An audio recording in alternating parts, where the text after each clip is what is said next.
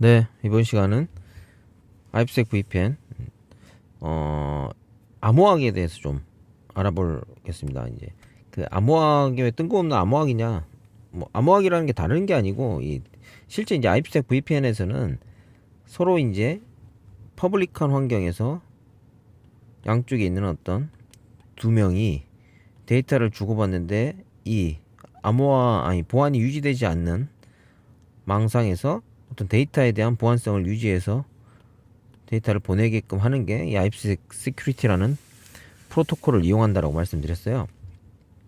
그러다 보니까 이제 IPsec Security에서 IPsec이라는 이 프로토콜 자체에서 통신 보안을 이루는 이 3개 요소, 이런 confidentiality, 암호화하고 무결성, 데이터가 A를 보냈을 때 A가 그대로 똑같이 들어가는지를 체킹하는 거, 그다음 내가 보낸 데이터가 맞는지를 확인할 수 있게 하는 거, 그다음에 중간에 어떤 데이터가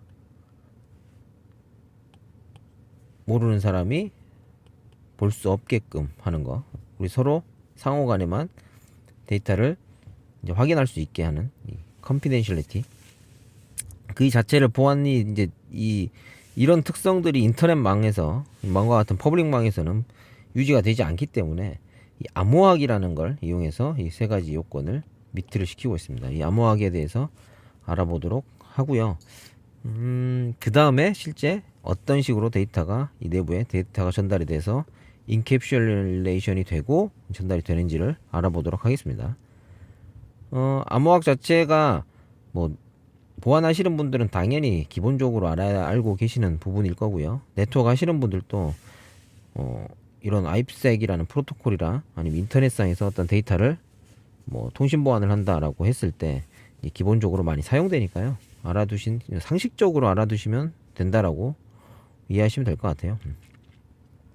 이제 이 키값 가지고 실제 데이터를 암호화하거나 복호하거나 어떤 알고리즘을 넣어서 이제 메시지를 붙였다 띄었다 확인하고 뭐 이런 과정을 거친다라고 이해하시면 될 것 같아요.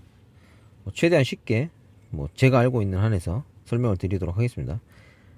먼저 이 키라는 걸 써서 실제 데이터 이 그림을 보시면 왼쪽에 A, B, C, D, E라는 데이터를 오른쪽에 있는 이제 데이터를 보낼 때 이 어떤 키 값을 써서 인크립션을 해서 보낼 수 있죠. 그럼 데이터가 이렇게 변환이 될 거고요. 전달 과정상에는. 그 다음에 받은 상대방은 똑같은 키를 써서 이제 디크립션을 하는 거죠. 복호화를. 그래서 실제 처음에 사용자가 보낸 A, B, C, D, E가 확인할 수 있는 인데 이 두 키가 똑같은 키를 쓴다라는 게 시메트리 키를 이용한 어떤 암호화 방식이라고 이해하시면 될 것 같아요. 실제 데이터 전달할 때 동일한 이 키를 가지고 전달을 해서 통신 쪽에서는 쓰고 있고요. 뭐 상대적으로 빠르다. 이 상대적이라는 말은 그냥 평문으로 보내는 것보다는 오래 걸리지만 이 뒤에 말씀드릴 어시메트릭 키 방식으로 데이터를 전달해서 암호화해서 보내는 것보다 암복화하는 것보다는 훨씬 빠릅니다. 예. 여러분이 많이 알고 계시는 데스3 데스 뭐 이런 프로토콜들이 있고요. AEC 한 번씩은 아마 다 들어보셨을 거라고 이해가 됩니다. 근데 이제 실제 데이터는 이렇게 전달을 보낼 건데 문제가 있죠. 예. 이 똑같은 키 값을 어떻게 교환을 할 거냐 처음에 만들어낼 거냐. 이 시메트리 키니까 똑같은 키를 쓰는데 내가 이 키를 써서 암호화할 거야 라고 얘가 알고 있어야 되잖아요. 받는 애도. 그걸 어떻게 할 거냐가 이제 퀘스천인 거죠. 그래서 이제 이런 키 교환을 하기 위해서 일반적으로 어시메트릭 키 방식을 쓰게 되는데요. 어시메트릭 키는 투 키를 쓴다라고 생각하시면 될 것 같아요. 예. 그게 이제 뭐 많이 들어보셨을 것 같아요. 퍼블릭 키 방식하고 이제 프라이빗 키. 실제로 이제 데이터를 암호화한다라는 컨셉에서 보면 실제 이 수신단에서 수신자가 키쌍을 만듭니다. 이 키쌍 퍼블릭 키하고 이제 프라이빗 키를 만들고요. 이 키를 만든 걸 퍼블릭 키를 얘한테 보내주는 거죠. 그래서 이 데이터를 보내는 이가 이 퍼블릭 키를 이용해서 암호화를 하고요. 이 복구하는 이 프라이빗 키를 이용해서 복구를 하는 형태. 요렇게만 가능한 수학적인 알고리즘이 있는 거죠, 사실. 예. 암호화의 대부분은 수학이라고 보시면 될 것 같아요. 예. 이런 특정한 알고리즘을 가지고